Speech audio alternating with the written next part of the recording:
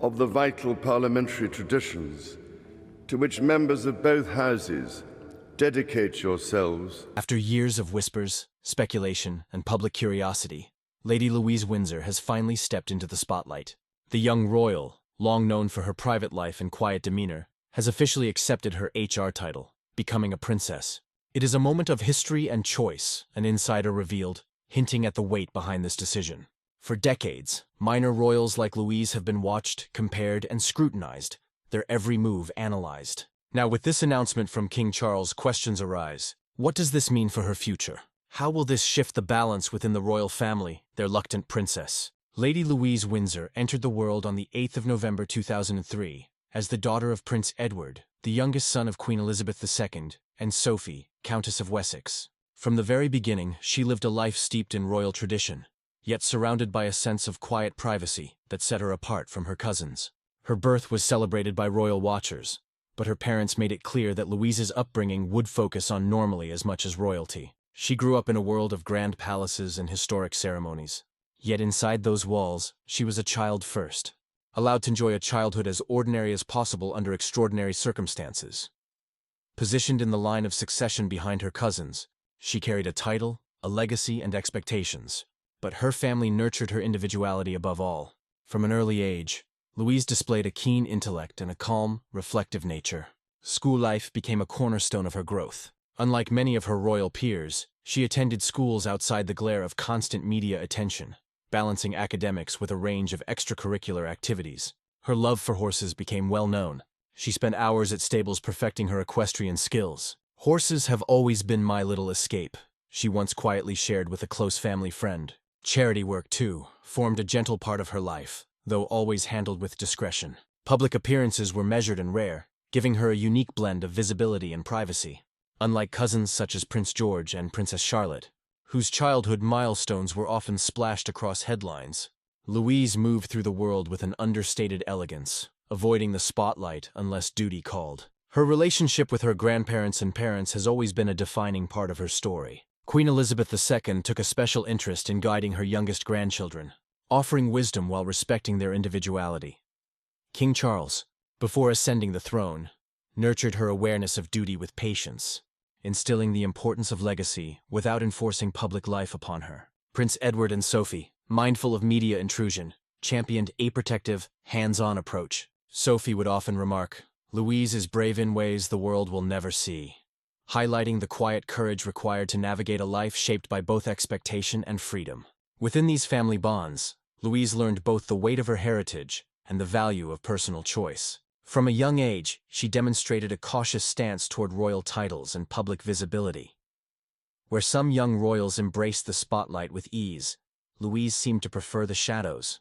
She rarely sought attention, often declining opportunities that would place her at the center of public events. Close observers noted that she wanted above all to be known as Louise rather than Princess Louise or Her Royal Highness. Friends and teachers described her as studious and thoughtful, often lost in books or absorbed in her equestrian training.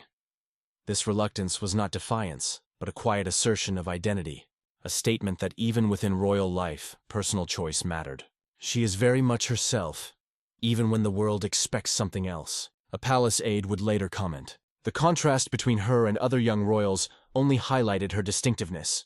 While George and Charlotte navigated public milestones with smiles for the cameras, Louise maintained a composed, reflective demeanor. She approached royal engagements with diligence rather than display, giving her a maturity beyond her years. Her reserved nature often sparked admiration and curiosity, drawing whispers in media circles and among royal watchers alike.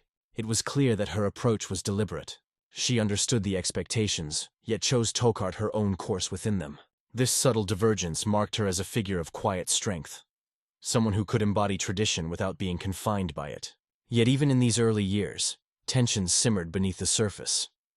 Within the Windsor family, debates quietly unfolded over the balance between tradition and modernity. Some family members believed that younger royals like Louise should step into visible roles, embracing titles and duties to reinforce the monarchy's relevance.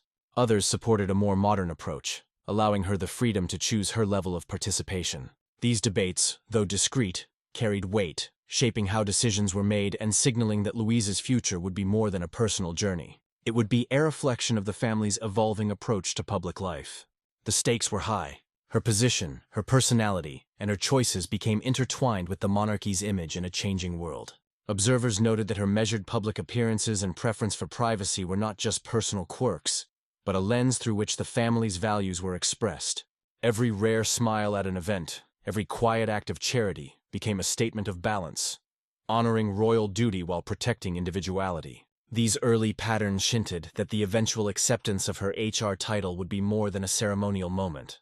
It would represent a pivotal turn in the Windsor family story where personal desire, family expectation, and public scrutiny converged even as she matured. Louise's cautious approach persisted. Teachers, friends, and family noted her thoughtful, deliberate way of navigating challenges. Decisions were made with care, weighing consequences beyond the immediate moment. This reflective nature shaped how she engaged with the world, and it foreshadowed the drama and curiosity that would later surround her decision to finally embrace her HR title. Louise does not rush, a palace insider noted. She considers every choice, knowing the eyes of history are upon her. It was this combination of discretion, intelligence, and quiet courage that made her journey compelling. A young royal whose life was both ordinary and extraordinary, private and public, reserved yet impactful. Through these early years, Lady Louise Windsor emerged as a figure of calm strength and quiet determination. Her life reflected a delicate balance of privilege and privacy, duty and personal choice, tradition and modernity. Observers could see the subtle tension between her desire for a normal childhood and the expectations that came with her birthright. Every moment of her upbringing, every decision to step forward or remain in the background added layers to her story. In doing so, she became more than a young royal. She became a symbol of the evolving monarchy itself, a bridge between the weight of history and the freedom of personal identity. The historical context of royal titles. The letters HR carry weight far beyond their three simple initials. His or Her Royal Highness is more than a title. It is a symbol of centuries of tradition, privilege, and responsibility. It announces to the world that the holder belongs to the monarchy, carries influence, and represents the crown. Yet, as powerful as it is, the title is not just about honor. It comes with expectation. Those who carry it are watched constantly, their every action scrutinized and their lives guided by rules that ordinary citizens can barely imagine.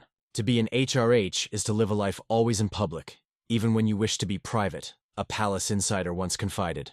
The history of the British monarchy is rich with princes and princesses, whose titles shape their destiny. Traditionally, HR status is given to the children of the monarch, grandchildren in the male line, and occasionally to other close relatives depending on royal decree.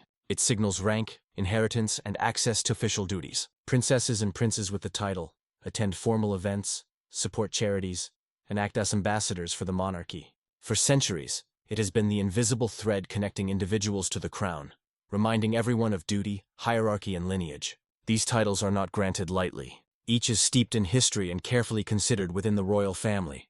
Yet history also shows that royal titles are not always automatically embraced. There have been rare moments when young royals delayed acceptance or quietly stepped back from full royal duties. Some chose privacy over prominence, resisting the full weight of the HR designation. For example, Princess Anne, though always committed to duty, has often balanced public roles with a desire for personal freedom, carefully selecting which events to attend. In more recent years, the younger generation, including royals like Prince Harry, has challenged traditional expectations by seeking a life partially outside royal oversight. Being a royal does not mean losing yourself entirely, one commentator remarked. This tension between expectation and personal desire has always existed, quietly shaping the monarchy behind closed doors. Understanding HR also requires understanding the tension between modern image and historical tradition. The monarchy is constantly navigating a tightrope between appearing relevant in the 21st century and honoring centuries-old customs. A title like HR carries tradition, yet the public now watch a show it is used. Cameras line the corridors, ready to capture every expression, every pause, every hint of emotion. The official statement, when finally read, was measured, deliberate, and filled with significance. Her Royal Highness Lady Louise Windsor will now formally accept her HR title, the announcement declared. The words, though simple, carried centuries of history, expectation, and family weight. Publicly, the announcement was framed as a celebration of continuity, a young royal stepping into her proper place within the monarchy. News outlets described it as a moment of triumph, highlighting Louise's poise and the king's pride. Headlines called it A princess emerges, and the crown's quiet jewel steps forward. Social media lit up instantly with thousands commenting, sharing, and speculating. Some expressed admiration for her grace, while others questioned whether this long-delayed acceptance reflected a personal struggle or simply family persuasion. It is a moment of both history and hope. One media outlet reported, "The tone was celebratory, yet beneath the words, observers sensed the subtle tension of an announcement long anticipated." Behind the scenes, however, the story was more complex. Insiders described a palace filled with anticipation, nerves, and the weight of legacy. Advisors whispered advice, reminding the king of the importance of framing the announcement carefully. Courtiers moved quietly, ensuring that every word, gesture, and expression was in line with both tradition and modern expectations. Every royal event carries weight, but this was more than ceremonial.